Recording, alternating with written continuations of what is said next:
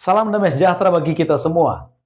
Bersama saya Pendeta Jandri Tumangger akan menyampaikan garis besar pelajaran Sekolah Sabat yang ke-9 dengan judul Yakub Sang Penipu. Pada pelajaran ini kita tiba pada sejarah keluarga Ishak, yaitu leluhur pertama dari anak perjanjian. Dalam Kejadian pasal 25 ayat 19, kita mendapat informasi bahwa Ishak memiliki dua orang anak yang dilahirkan Ribka baginya setelah Ishak berdoa kepada Tuhan karena sebelumnya istrinya mandul. Dan sebagaimana Ishak anak ajaib dalam kelahiran, maka Esau dan Yakub pun adalah anak ajaib yang Tuhan karuniakan. Pada waktu Esau dan Yakub lahir, Esau lebih dahulu lahir, kemudian ada Yakub yang memegang tumit Esau seolah-olah berkata dia ingin menjadi yang pertama.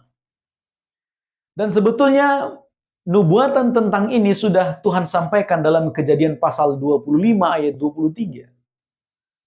Firman Tuhan kepada Ribka, "Dua bangsa ada dalam kandunganmu dan dua suku bangsa akan berpencar dari dalam rahimmu.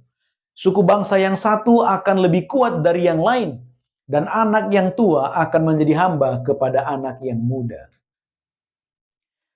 Esau dan Yakub ini anak kembar, tetapi mereka tidak kembar dalam sifat. Esau seorang pemburu yang terampil.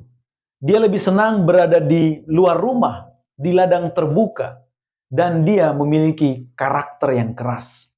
Sementara Yakub, dia lembut, dia lebih suka tinggal di rumah, dan dia tenang.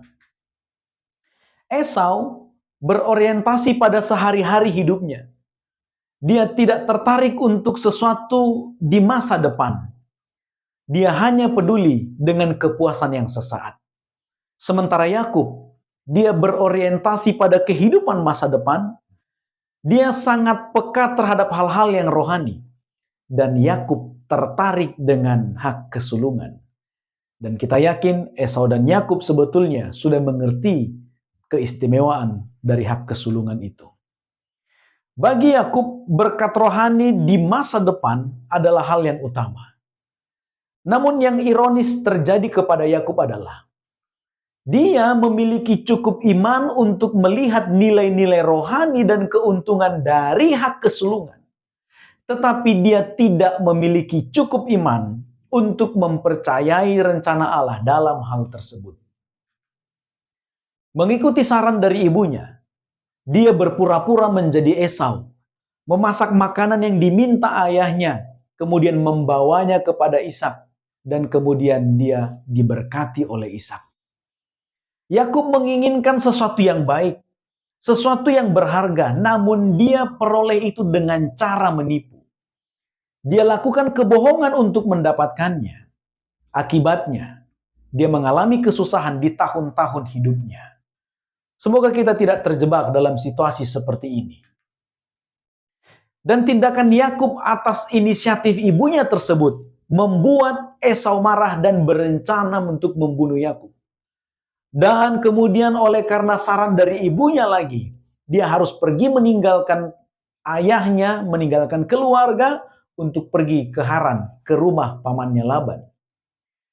Dan dalam perjalanan menuju rumah Laban, dia bermimpi, dan di dalam mimpi yang diperolehnya, dia melihat ada sebuah tangga yang menghubungkan bumi dengan sorga, dan dia juga melihat Tuhan ada di situ. Seolah ingin memberi kita informasi bahwa Tuhanlah yang menjadi penghubung bumi ini dengan sorga, penghubung kita dengan sorga.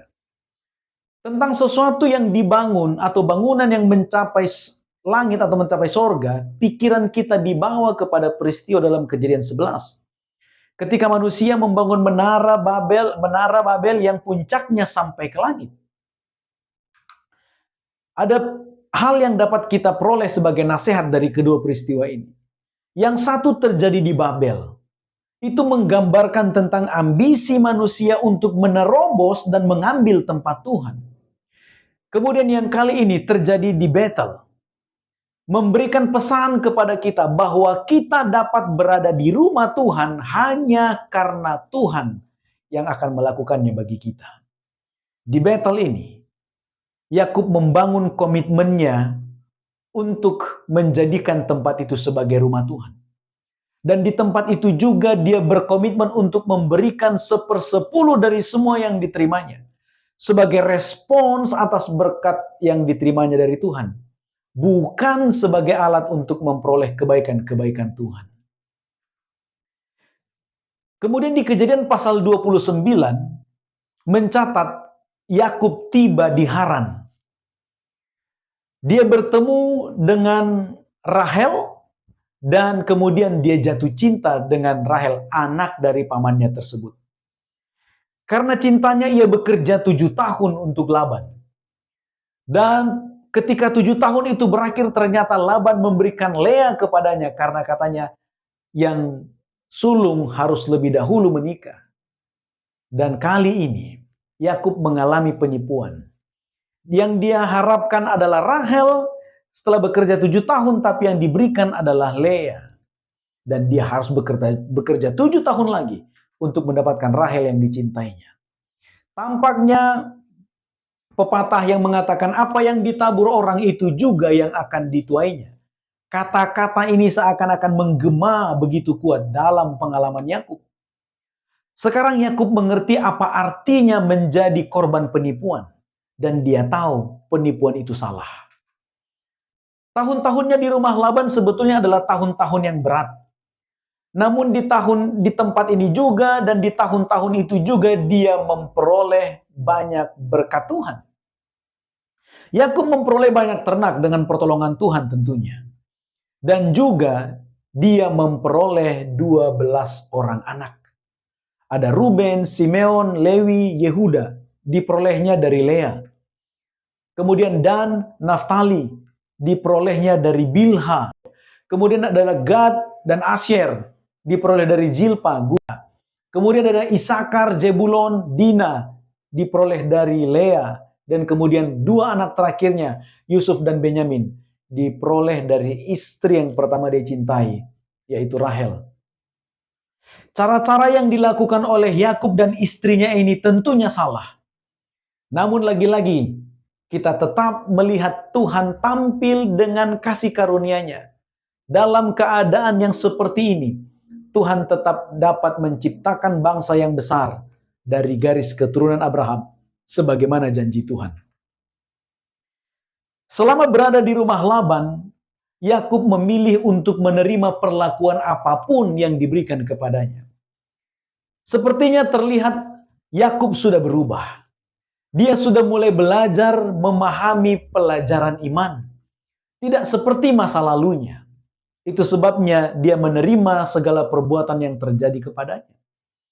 Hingga akhirnya Tuhan memintanya atau menyuruhnya untuk pergi ke negeri sanak saudaranya.